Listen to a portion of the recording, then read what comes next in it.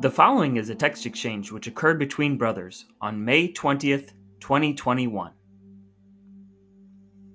10:07 a.m. I just saw the burial sites of a couple of pancakes. John and Joseph, if I recall correctly. I have no response for that.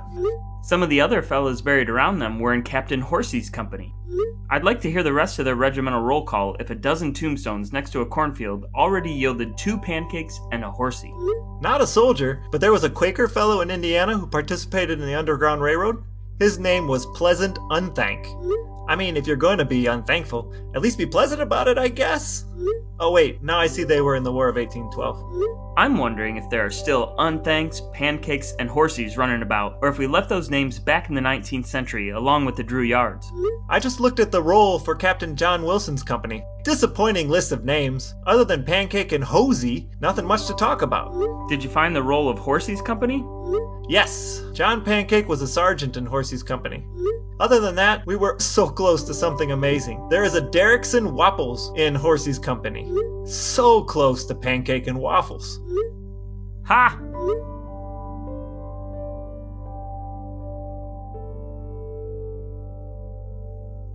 Straight from the heartland, this is Things I Text My Brother.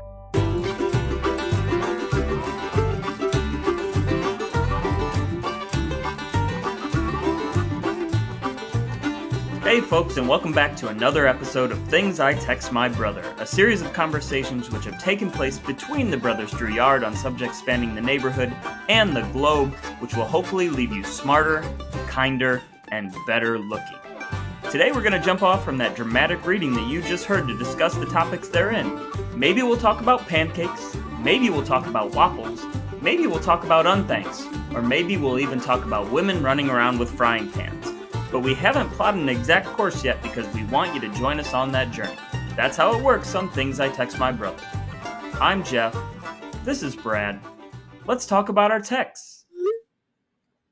But before we dive into this week's topics, we need to take a step back and have a look at past topics because although Brad and I may be amongst the top experts on our subjects within our own households, there could still be room for us to learn more or correct mistakes that we've made in the past.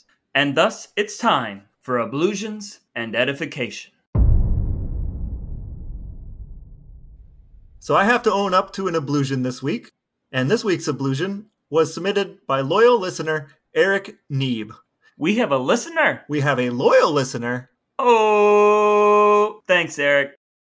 This comes from the Denville Curry episode. I had talked about if I were vaccinated against COVID, but what I actually said was if I were vaccinated against the COVID vaccine. Obviously, I meant against the COVID virus. So thank you, Eric, for your correction. Oh, that's an interesting concept. If there are people opposed to getting the vaccine, what if they took it a step further and get vaccinated against the vaccine? I do hear that getting the vaccine can make you magnetic, so maybe you would want to get vaccinated against magnetism.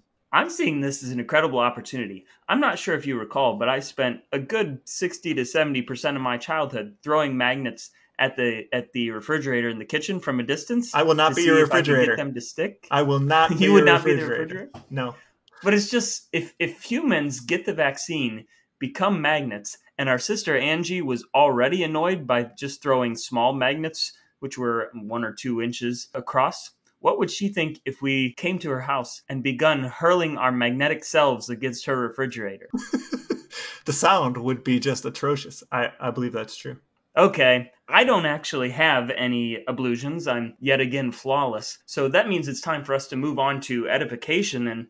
And not only am I flawless, I've also not made any effort to learn anything more. Have you? I actually believe we owe our listeners a little bit of more information about the Viking splash tours because we got them all excited to dress up as Vikings, ride in a duck boat with a Viking theme through the city of Dublin, Ireland. And in fact, that company is out of business. And interestingly, they were funded mostly by individual small investors. So they liquidated at the end of November of 2020. And when they liquidated, They had £300,000 in outstanding loans to repay from individual investors who all invested small amount microloans via an app, and 550 investors, so that's £545 each if they all gave it the same amount, is going to be lost with this investment when they close. So Viking Splash Tours out of business. 550 people poorer for their effort to try to keep Viking Splash Tours going for the rest of us.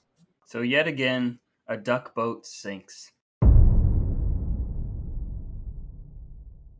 But back to the topic at hand. Today, we're talking about a cemetery wherein I stumbled across a group of pancakes, and that led us to some waffles, and who knows where else. As always, we're going to start with you, my brother Brad. What do you want to talk about first? Well, since we're talking about pancakes and waffles, I got a little quiz for you. Yes? Pancakes or waffles? That's the quiz. I'm going to choose waffles. I'm not particularly enthusiastic about either. Favorite topping? Syrup, powdered sugar, or fruit? See, that's why I'm just not into it. None of them excite me. I would go with syrup. Not enthusiastic. Side dish being eggs, bacon, sausage, or home fries? All of them, but probably bacon. And the last question, if I gave you an elephant, where would you hide it? The University of Alabama. Fair enough. To the topic at hand, pancakes and waffles. Did I pass the quiz? I mean, there's no pass or fail, it's an opinion. Oh. So I guess I should have said survey. Yeah, I might have oversold that quiz thing. All right, so I don't know if you did, but I love the title Pancakes and Waples. I knew that's what this show was going to be called once we had the exchange. So I did a search for pancakes and waffles just to see what came up. I found two things.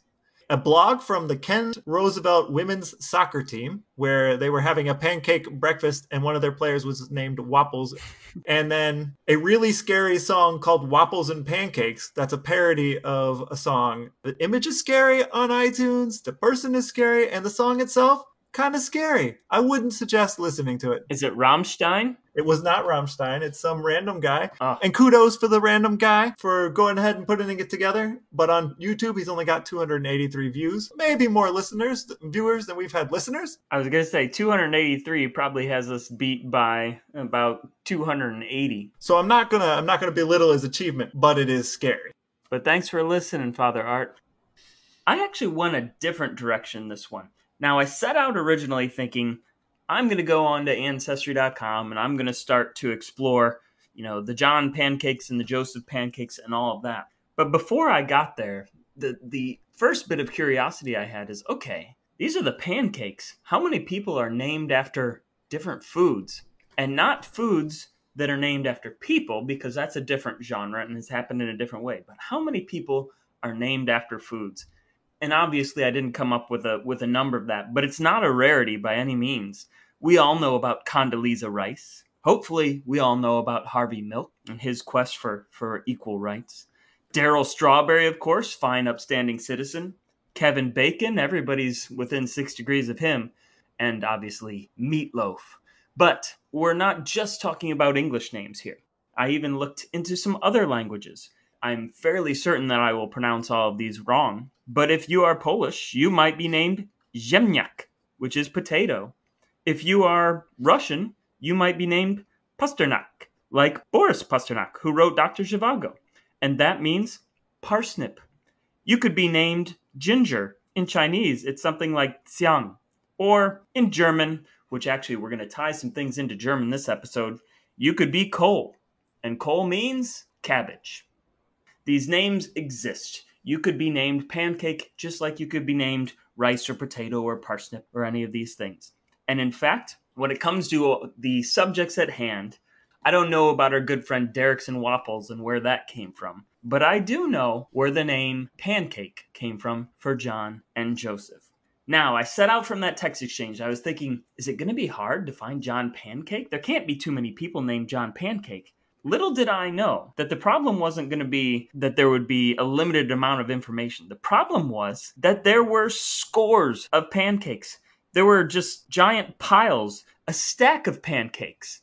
John's, Joseph's, all these different things. And they were all descended from a guy named Pfannkuchen. His name was actually Joost Pfannkuchen.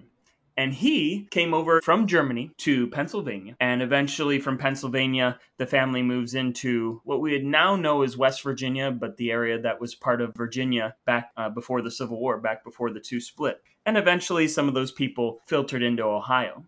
So I found this giant stack of pancakes with no toppings, but they were all John's and Joseph's, and there was a Yost. And it was not a rare thing. In fact, there were so many of them that it got out of hand. But yes, this is all going back to Germany and German pancakes, which the German word for pancake, which the family initially had, was Pfannkuchen, which I'm sure I'm pronouncing that wrong. But our pancakes, Private Joseph pancake, served in John Wilson's company. Then we had Private John pancake, serving in John Foster's mounted company. I did find out that there was a separate John Pancake, a sergeant. He was the one who served in Pancakes and Waples' company, and that was Stephen Horsey's company. Captain Stephen Horsey was in charge of Sergeant John Pancake and Pancakes and Waples, so that's where Pancakes and Waples were really mixed together. Do you know if Captain Horsey was in charge of an infantry or a cavalry brigade? Do you know? Or company? Well, the only thing I know is that Captain Foster's company was listed as a mounted company. Now, it doesn't say that Horsey's company wasn't mounted, but it just doesn't say anything. So I did see some other companies listed as mounted companies, so it seems like Horsey was on foot, which just adds to the confusion. It does. What they ate for breakfast? I have no idea. No idea.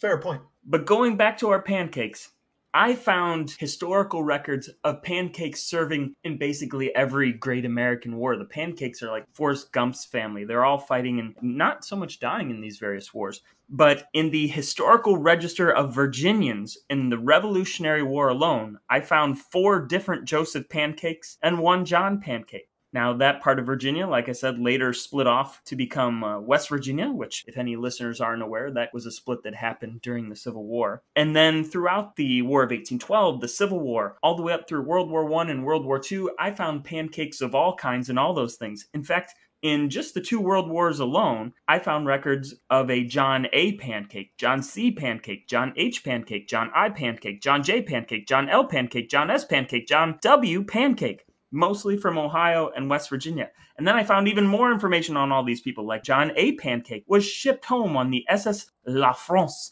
and he arrived on Christmas Eve Day, 1918, after serving in World War I.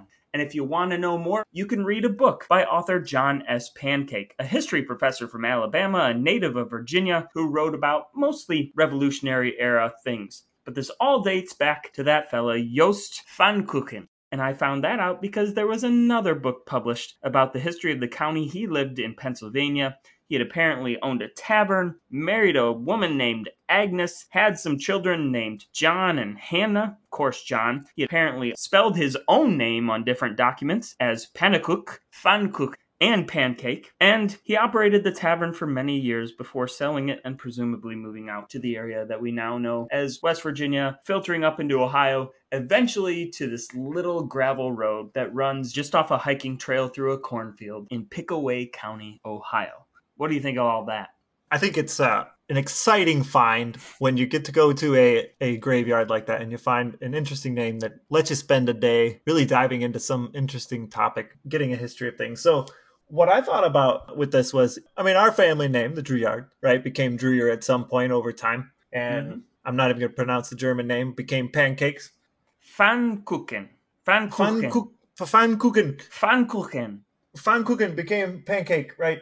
I was interested to see, because you hear stories all the time. People are like, yeah, that was my family's name before it got changed at Ellis Island, right? So there's all these stories about how the names were changed then. And I was reading some articles about the fact that that's a huge lie.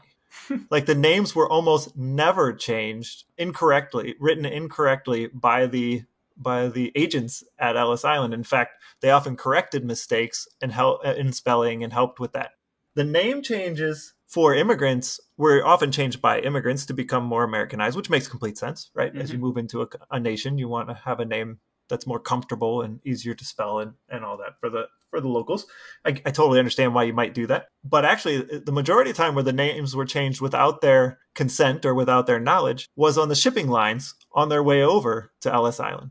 So the shipping lines who shipped all the immigrants to the United States that helped move them all here, often manual laborers, and they had to go through a rigorous set of tests to determine whether they were strong enough physically and healthy enough physically to do manual labor, because if they weren't, when they emigrated to the United States and they got to Ellis Island and they had to be shipped back, it was at the expense of the shipping lines. But often those agents, either because they were tired, not fully literate, lazy, didn't care, they often are the reasons that names were changed, not Ellis Island. Yeah, the shipping lines, they were an interesting bunch in terms of assuming the risk of bringing people over and taking them back to their native land if they didn't pass the medical inspection, or if they were determined to be some kind of danger to our society. That's always fascinated me. I actually heard this really cool story this one time.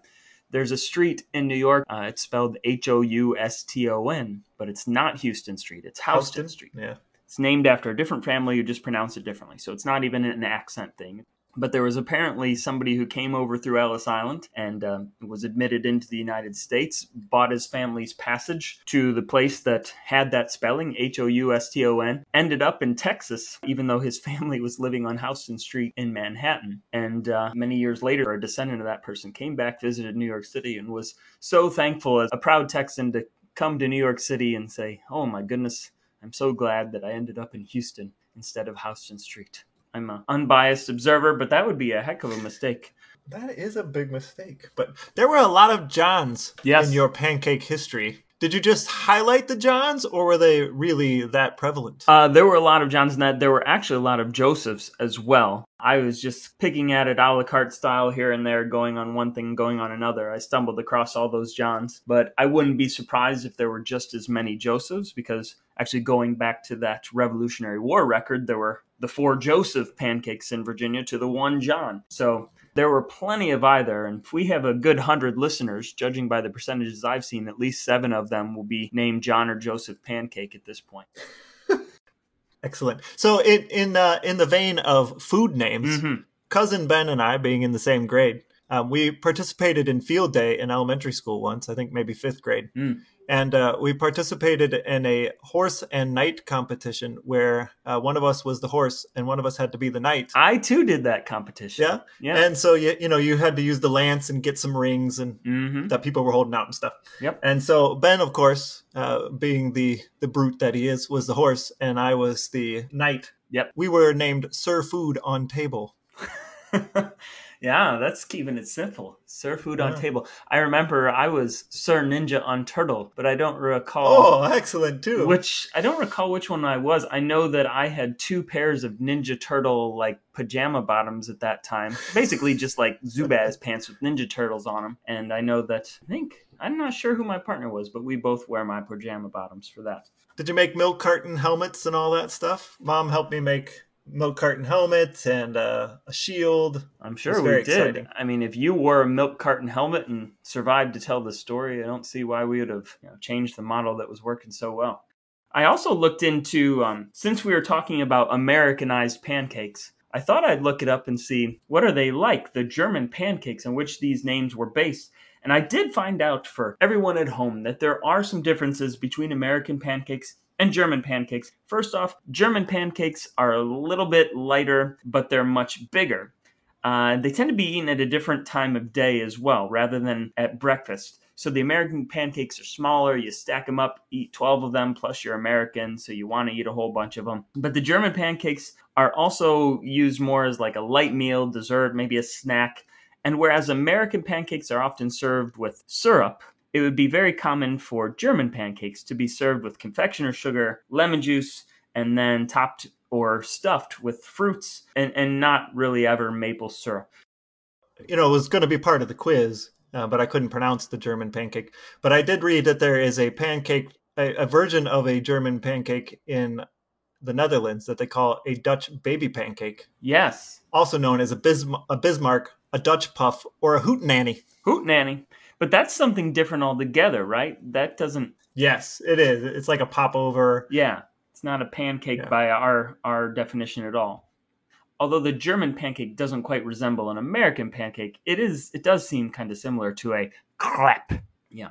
It's good that you have that French background to pronounce that so correctly. I have no idea if that's right. Although I did name myself Napoleon in French class with Mrs. Avers, that was the only grand accomplishment that I can claim from my time in French class.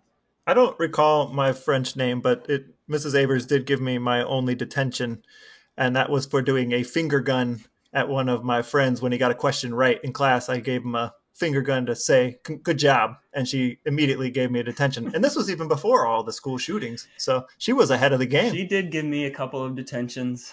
I'm sure that they were well earned. I recall during at least one of them getting kicked out of class and just walking down to the gym to play basketball with my friends during their gym class, so that one worked out.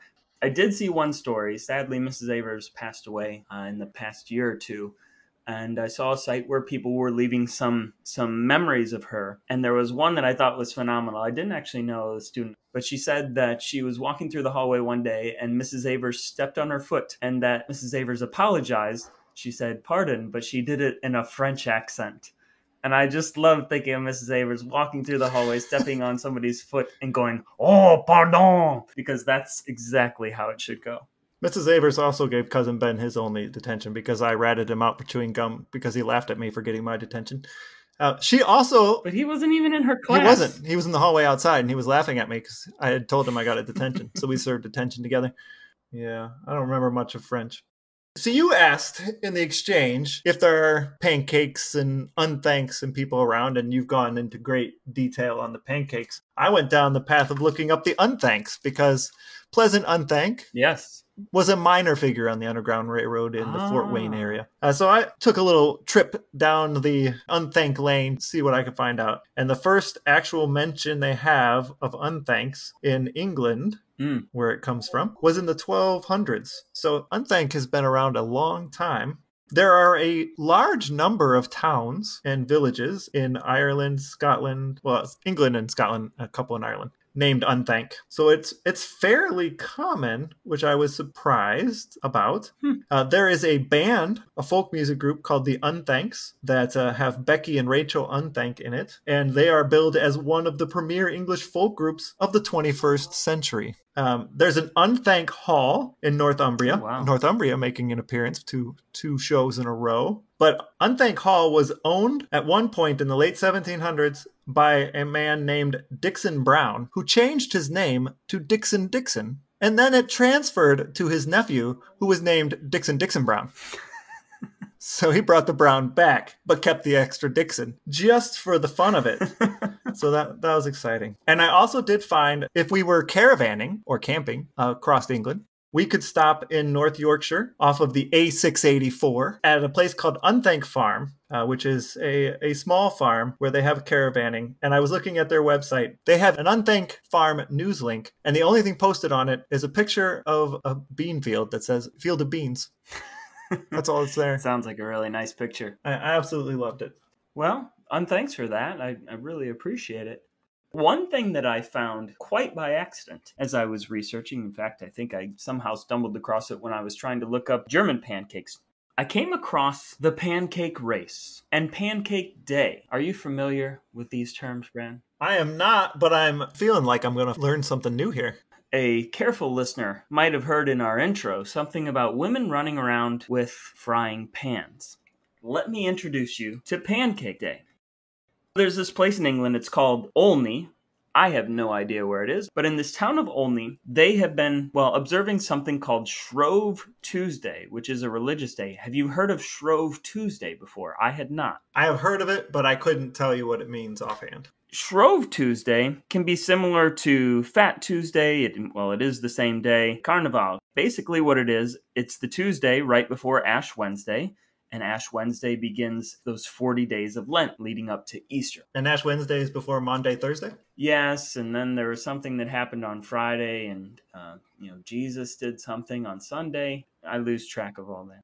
So all of these different festivals, whether you're talking about Mardi Gras, Fat Tuesday, Carnival, these are all days where we're basically having our last hurrah before, whether it's fasting or cutting something out of our diet or whichever version of that these Christians are observing. That's all taking place. Well, allegedly back in 1445, there was a housewife in this English town of Olney. And there are multiple different stories. But basically, what you had to do in that town was you had to go to the church when the church bell was rung that day, and you would have your confession, and then you were shriven, which basically means you would be absolved from your sins. And then you'd spend the rest of the day trying to eat up all the fats and all the eggs and all these other things right before you have your 40 days of fast, or however you're observing. What is one of the best things you can make out of eggs and fats and all that during the 1440s? Well, apparently it's pancakes. And they became this important meal for Shrove Tuesday. In fact, many people call it Pancake Tuesday to this day, or just Pancake Day. So there's a woman in 1445, the bell rings, she wants to get over to the church, she wants to be absolved of her various sins, just like our ablutions, and then she can go home and eat pancakes for the rest of the day. Well, she's so excited that she's cooking a pancake. One story, this one contained on the Pancake Race website from the town of Olney, says that a harassed housewife, hearing the shriving bell, dashed to the church still clutching her frying pan containing a pancake. Another tells of a gift of pancakes, which may have been given to bribe the ringer of the bell, so that he would ring the bell sooner. That way they could go take care of their shriving and get home faster to eat more pancakes.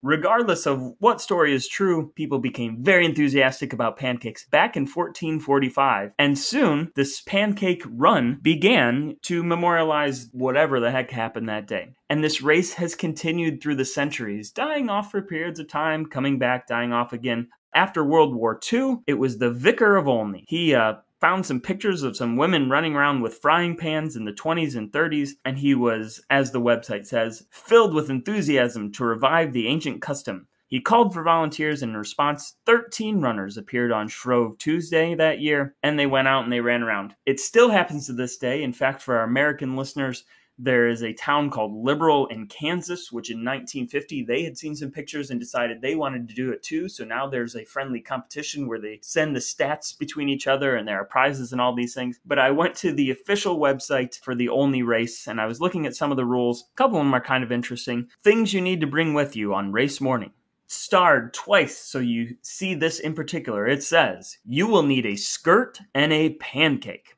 You don't have to bring your frying pan. They provide one of those for you. But you need a skirt and a pancake. The church warden will ring the bell and say, toss your pancakes. Then you run the race. When you cross the finish line, you have to toss your pancake again. And afterwards, please attend the shriving service at the church. And it's been run rain or shine since 1445, so turn up, have fun, and good luck. Well, it's not true that it's been run continuously since 1445. But if you ever want to run around with a frying pan, flipping a pancake around, these days, from the pictures I saw, it seems like people wear their breathable fabrics and all of those things underneath their aprons and their skirts, and they still bring, you bring your pancake, make sure it's good and flippable, and you run your race. Is that something you're interested in participating in, Brother Brad? I mean, of the list of odd sports that I'm aware of in England, which is, or contests, which is admittedly a small list of things, I may choose to go to the Gloucester cheese rolling contest instead. Oh my gosh.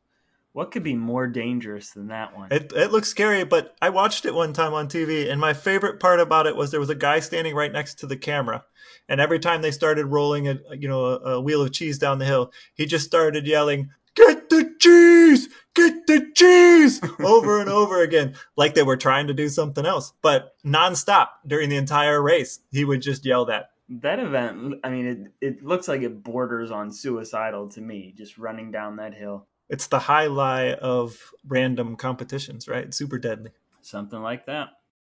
That's everything I have on Pancakes and Waples. What about you? I was looking up the history of pancakes, and the first record they have of pancakes is from Urtzy the Iceman. Do tell. From the Alps. He was frozen in the Alps, Urtzy. He had in his stomach red deer, ibex, and a wheat pancake. So that is the first record of a pancake. What was this fellow's name? Urtzy the Iceman, spelled O-T-Z-I, but O with the two dots on top, right? So did Urtzy not chew his pancakes? Like, how did they know it wasn't some other wheat product? Because of the way what it was constituted with in there. And so that was 3400 to 3100 BC when they dated him. Pancakes have been around a long time. And then in the first record they had of sweet pancakes is the Alida Dolcia from Rome. They had sweet pancakes. They sold them on the corners. They sold them at the gladiatorial events, topped with different things, made slightly differently, some runnier, some eggier, just a bunch of different types of pancakes. Nothing better than eating a big stack of pancakes and then watching a guy get his head bit off by a lion. It does feel right. But if you kick a lion in the stomach and then stick your head in his mouth, he's most likely going to kill you. That is absolutely true. A bit of wisdom I have for you.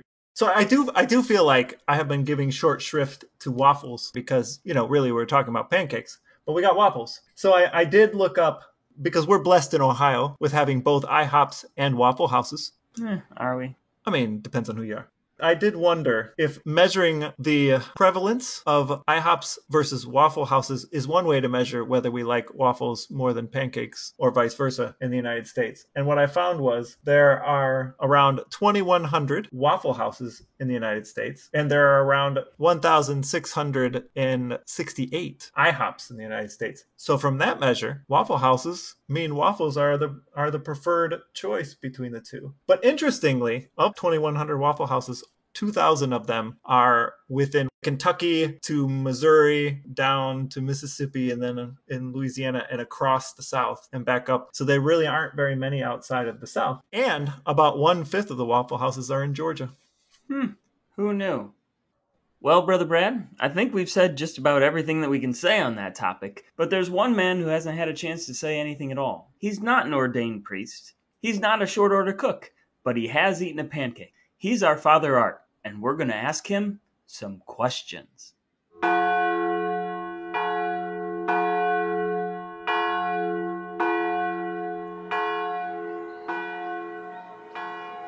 What do you consider to be the ideal complement to pancakes? I would say fruit topping, particularly cherries. The pancake family consisted of pancakes even back in their native Germany. And although your family name has French roots, you also have a very significant German background. What is one of your favorite things about Germany or the German language? Well, just thinking of what it was like for my mother in Germany and how much she enjoyed seeing the Sound of Music in the Austrian hills. That brings back pleasant memories for me. Is there anything you would like to tell the world about the War of 1812, given that parts of it took place very much in your own backyard? No, my grasp of history seems to be slipping, and I don't think I could add much to the conversation. Were you ever at Put-in-Bay when pieces were falling off the Perry Monument? Not that I know of. I did go to Put-in-Bay for my honeymoon, which is not, when you only live 45 minutes away, that was not exactly adventurous, but that's what we did.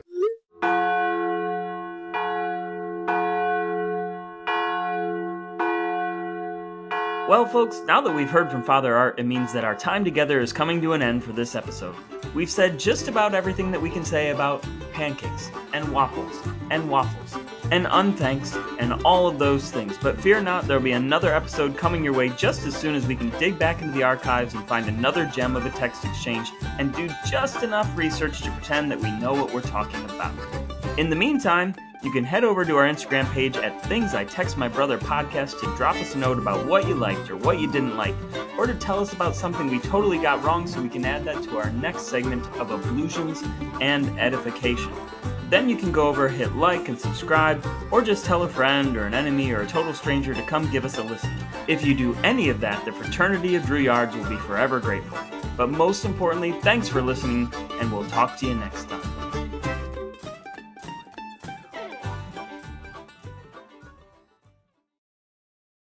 So one time, the Chancellor of Germany was Helmut Cabbage. I had a Cabbage Patch Kid doll once. I heard this week one of the most frightening things I've ever heard in my life. Apparently back during the whole Cabbage Patch Kid craze, when it was at its peak in, the mid-80s? Was it mid-80s? Whenever it was. There were places you could go that were Cabbage Patch Kid farms. And the person who was telling me this story said that you would go to this little patch. I don't know if it was, I'm assuming it wasn't gigantic, but I don't know how big it was. And parents would take their kids there And the whole premise would be you'd walk through the rows of this Cabbage Patch and you would find these dolls. I don't know if they were naked babies or if they were wearing pants or what. You would pick your Cabbage Patch doll from the patch and claim that doll as your own. That's the stuff of nightmares right there. That is nightmare fuel. I would have been totally freaked out by that experience as a child. I would have been less freaked out if mom had just like picked up a shovel and whacked me in the head with it.